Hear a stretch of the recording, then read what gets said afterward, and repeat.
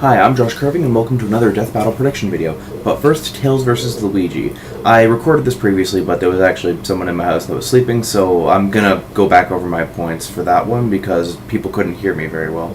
I'm not gonna sugarcoat it. I'm not really a fan of how this fight ended up. It certainly wasn't like a Peach versus Zelda or Pikachu versus Blanca bad, but it honestly felt to me like a similar fight as Pikachu versus Blanca, where one person wins to throw off like the pattern theorists. Pikachu lost because the cute characters always beat the vicious ones, with prior Yoshi and Rainbow Dash winning. This one actually goes against a few theories, namely the obvious Mario lost so Luigi wins one, though also the more culturally relevant one with the Year of Luigi having just gone by. As for the information provided, most of it was okay, but there were several things that were simply ignored, and saying Tails is stronger than Luigi in the ending explanation is laughable, considering the latter lifted up King Bob-omb over his head and threw him. I actually did a calculation on how much King Bob-omb likely weighs. I only took into account the main body, though, excluding the arms and legs, also excluding his golden crown, with the assumption that he is completely hollow, has a 6-inch shell, and his 7'2" body, or sorry, 7'6", 7.5 feet, is a full 17 tons, assuming the material from which he's made is similar to standard steel. We're going to assume that it's standard steel and not some strange Mushroom Kingdom super light stuff, otherwise we can simply just assume that the T on the 10 tons that Tails was lifting does not in fact stand for tons. These are the kinds of assumptions that we have to make for these kinds of calculations. Now, if we actually add standard gunpowder to the mix, it tacks on another 4.5 tons. It'd be fair to guess that his arms, legs, and gold crown likely add another 10 or so. So in all likelihood, Luigi picked up his head and threw about 30 tons. You might be thinking, okay, so he's 3 times stronger, nice, but he's actually 15 times stronger. In the clip, it showed Tails not lifting the 10 tons, but dragging it along the ground. Based on research that I did, the average human can actually lift over their head 5 times less than they can drag along the ground, meaning Tails can lift over his head about 2 tons, which is 15 times less than Luigi. In addition, I decided to calculate the force of Mario landing on Luigi in Superstar Saga from a 1,000-foot drop, and estimating Mario to be at least 200 pounds because he's the pudgy plumber guy. I can say that Tails really has no way to hurt Luigi. I used an impact calculator, and Mario landed on Luigi with the force of 2,702,134 newtons, and converted to tons, that's 275 tons of force. 50 tons more than the Statue of Liberty sitting on Luigi's head. If someone was able to withstand that much damage and not be fazed by it, I see no reason that any of Tails' attacks could do anything. The Poltergust is extremely powerful, more so than they let on, capable of sucking up large gold bricks in Luigi's Mansion Dark Moon. These bricks are almost the size of Luigi's torso, meaning a weight of over 1,500 pounds.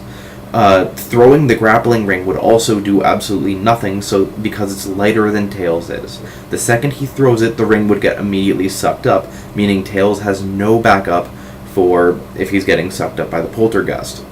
They also said that Tails countered Luigi with his abilities, when in reality it's vice versa. I gave many examples of how that's the case in my prediction video, such as his hammer countering projectiles, which they missed, his Vanish Flower negating mobility advantage, and the electric uppercut countering the flight, which they actually did use in the fight.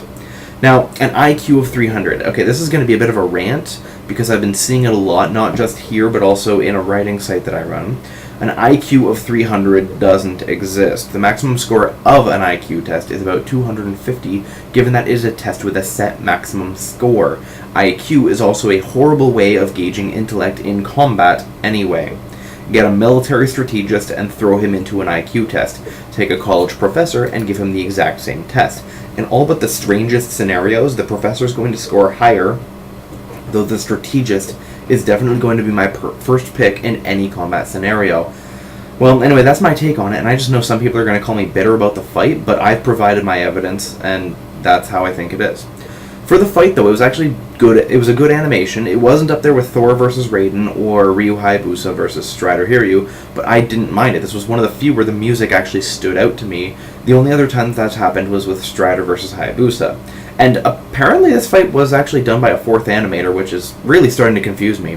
Derek did work in the Bucky versus Fox fight, so I know he's part of the team. Mally made a full one, and Torian does the 3D ones. So this fourth person named Eric Mart, I'm wondering what's up with this. I guess we're going to find out how many there are when we see a full rotation of animators. That said, the next fight. Charizard versus Venusaur versus Blastoise. I don't really know what to say with this one. From an enjoyment perspective, I will definitely enjoy watching it. Pokemon was a huge part of my childhood, and I look forward to seeing a whole episode about it. But from a research and estimation standpoint, I'm really not gonna like this one. With these kinds of fights, it's very difficult to say who would do what, and as proven in the comments of the preview, there's a number of ways they could justify any side winning. Death Battle can choose whoever they want to win this fight, and nobody can really complain.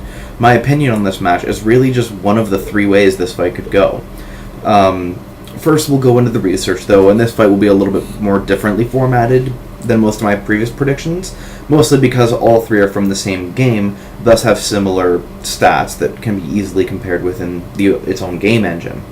Now, I'm going to assume that this fight deals with 3 level 100 wild Pokemon with no access to EV training, IVs, no TMs, HMs, Mega Evolutions, or items. This is also only with the moves that they naturally learn as that Pokemon type. I will more or less be just using the games, but actions taken in the anime and manga can be considered as well. We'll start off with the stats, though. For the stats, I took the straight averages of each of the Pokemon at level 100. That way we have the most likely scenario used for the actual death battle. Now, as I compared them, here's what I found. Health is negligibly different, with Charizard having 313, Venusaur having 317, and Blastoise right in the middle. Attack is similarly close, with Venusaur at 220, Zard having 224, and as before, Blastoise right in the middle.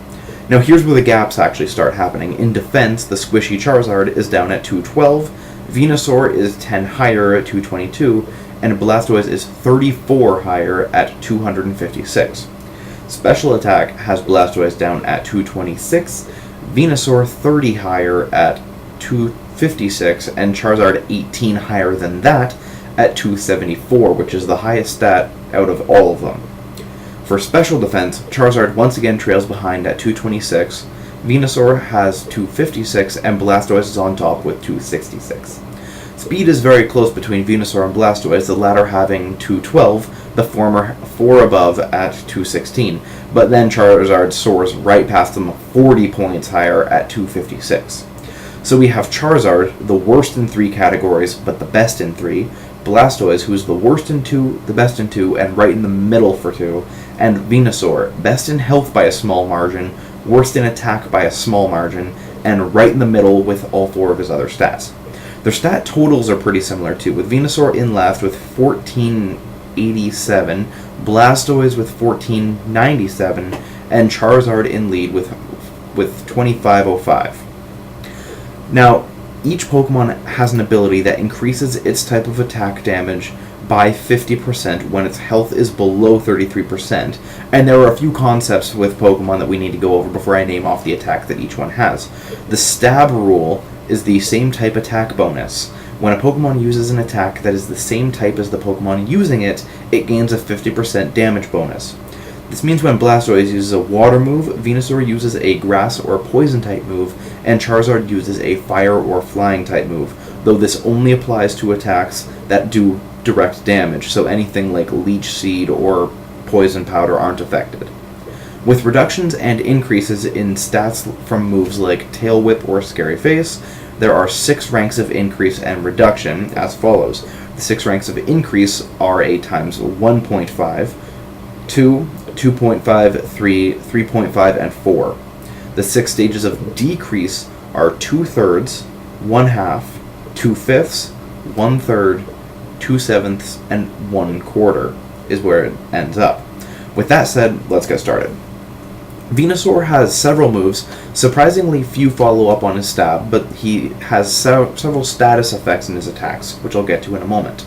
He has several normal type attacks that he doesn't get stabbed for: Tackle, Growl, which lowers the enemy attack, Takedown, a strong move that gives him 25% of the damage in recoil, Sweet Scent, which lowers enemy evasion, and Double Edge, equal in power to a Solar Beam, but it gives him a third of the damage back as recoil, similar to the Takedown. In addition, he uses a single poison type move, not really using his affinity for it from his type. The attack is Poison Powder, though, and anyone familiar with Pokemon is going to cringe at that. Even though it only has 75% accuracy, being poisoned is a huge pain in the ass in this fight, especially given that there's no healing items, because it'll gradually do damage over the course of the fight. Lastly, Venusaur has plenty of Grass-type moves. Any that damage get an extra 50% damage. He has Vine Whip, Razor Leaf, Leech Seed, which saps an eighth of a Pokemon's total health and gives it to Venusaur each turn. Sleep Powder, which has, again, 75% accuracy, but is extremely devastating in a fight like this. Growth, which puts his attack and special attacks up by a rank. Worry Seed, which isn't really that effective. It replaces an enemy's ability with Insomnia, making it incapable of sleep and immune to his own sleep powder. At best, that's going to be useful for getting rid of Blaze or Torrent, which give his enemies another 50% damage increase at low health. He also has Synthesis, which heals half of his total health unless it's raining, in which case he gets a quarter. He has Petal Dance, which is an extremely powerful attack that is done for 2 or 3 turns, but he becomes dazed and confused afterwards. Petal Blizzard, which is weaker but only lasts a single turn with no risk, and of course his signature attack Solar Beam, requiring a full turn to charge, but is extremely powerful when it fires. Next is Charizard's moveset. Mostly focused on damage over all else, but he has a few debuffs as well. He has a normal type Tackle and Slash, which guarantees a double damage critical. Given his base speed of 100, it absolutely guarantees that he's going to make a critical. Scary Face, which lowers their speed by 2 ranks, meaning it completely halves it. Smokescreen, which drops an enemy's accuracy by a single rank. And then he has the Dragon type Dragon Rage, which always deals 40 damage regardless of stats, and Dragon Claw, which is powerful, but he gains no stab for it. And the Ghost type Shadow Claw, which is basically the exact same as Slash for all intents and purposes, but is Ghost type. In addition, he also has 2 flying moves, Wing Attack and Air Slash, the latter of which has a 30% chance to make enemies flinch. The rest of his attacks are Fire type, and each one has a 10% chance to inflict a burn. A burn inflicts an eighth of the enemy's total health per turn and lowers attack by 2 ranks. He has, in order of power, Fire Spin, which damages an enemy for 4 to 5 turns, dealing a 16th of the enemy's total health every turn and an 8th on the last turn. Ember, Fire Fang, which also carries a 10% flinch chance, an AoE attack called Flame Burst, Long Range Flamethrower, an AoE Heat Wave, which is a breath attack with an impressive power and accuracy, both at 95, and Inferno, which guarantees a burn and massive damage, but has a very, very low accuracy of 50%. And Flame Blitz, which is his best attack. It has amazing damage, but a third of the damage is reflected back onto Charizard. Blastoise's moveset, by comparison, is more focused on buffing his own stats, mostly defense, though he utilizes his stab about as much as Venusaur does. He has Tackle, Tail Whip, which somehow lowers enemy defense by a rank, Rapid Spin, which is a very weak attack, but it frees him of any binding moves like Fire Spin and Leech Seed, Protect, which protects him from damage for a turn, but is less likely to work the more it's used, and Skull Bash, which takes a turn to charge, but it increases his defense by a rank and unleashes a very powerful physical attack. All of those attacks, however, are normal type. He then has the Dark type Bite with a 30% chance of flinching, and the Steel type Iron Defense, which further buffs his defense by 2 ranks. The rest are Water type attacks, Bubble, which has a 10% chance of lowering an enemy's speed by a rank, but is very, very weak. Withdraw, which, surprise, boosts his defense. Water Gun, Water Pulse, which has a 20% chance of confusing an enemy. Aqua Tail, Hydro Pump, which is his go-to attack. It's a very long-range move, and it's in the Pokedex said that it can punch through steel. And Rain Dance. Rain Dance is a very special move in this fight, as it halves the power of fire moves by 50% and increases his own by a similar margin, and decreases the effect of Synthesis. This attack only lasts for 5 turns, though. Those are all the attacks on such of these Pokemon, which brings me to the wild card in this fight. Charizard's wings. True, he doesn't have the HM Fly, but in the anime he's fully capable of soaring around the battlefield as he wishes, and it also prevents a solid number of attacks from connecting from either fighter.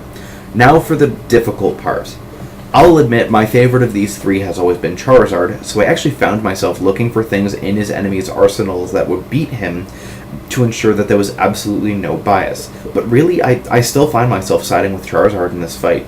He has the most attacks, largest moveset, highest speed, and he has the highest attack, and he has the highest special attack, and his attacks mostly rely on that special attack, which even the tank like Blastoise does not protect himself from. Most of Blastoise's defense moves focus on the physical defense over anything else. Even then, regardless of any buffs, Dragon Rage will always inflict 40 damage, rain or shine. Most of Zard's attacks deal massive damage to Venusaur, while Venusaur's grass-type moves do a mere quarter damage on him, given his fire and flying type. As I said though, this is my own interpretation of the facts, and Death Battle can spin this fight however they want it, and unless they say something really outlandish, they're fully justified in their opinions. As a first thought, here's what I think the fight comes down to. Charizard, with the superior speed, can get to the skies before the others can even react and start raining down flamethrowers. While Blastoise won't be affected as much, Venusaur will be, and will start using his health-draining Leech Seed on the only person he can reach, who is Blastoise. At this point, Blastoise would see Venusaur as the biggest threat and attempt to deal with him.